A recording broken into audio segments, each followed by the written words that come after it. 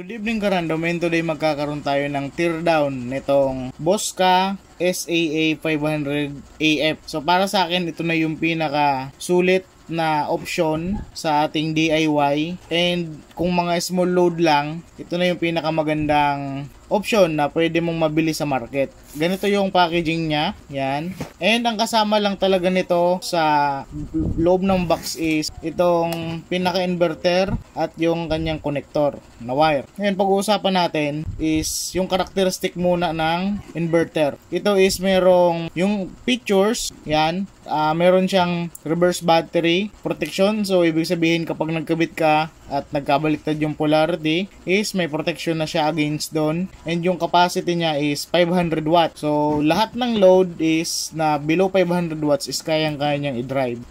Bakit ito yung magandang option? Una, ito yung pinakasulit, pinakamura. Below 1,000, makakabili ka na ng brand new. Kagandahan din dito is maliit lang yung kanyang idle consumption. So, ibig sabihin nun, kahit hindi mo siya ginagamit, maliit lang yung kinukonsumo niya dahil maliit lang siya, no? And isa pa is napaka-obvious, compact. So maliit lang siya. At ito pala is meron ng USB port. Ibig sabihin yung mga USB capable device is compatible na sa kanya. Meron na din siyang fan.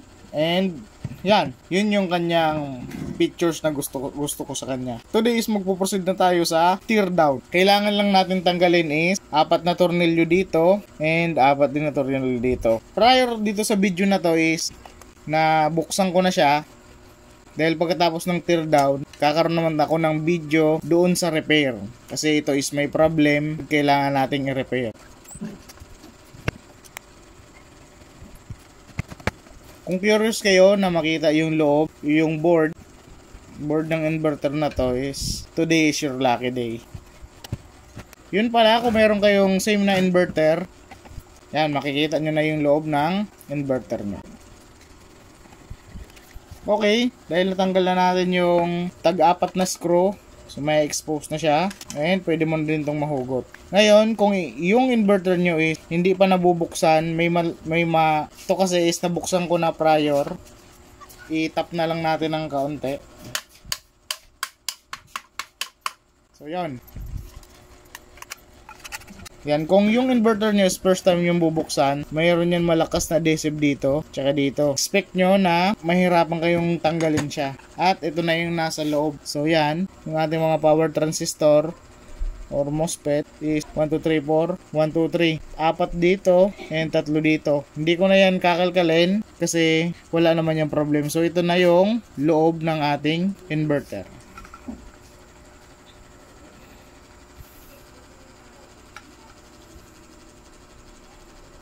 Yan, ito ay mayroong, napansin nyo. So, yung board naman is malinis. And hahanapin ko yung problem nito mamaya. So, yan, ito yung ating teardown ng Bosca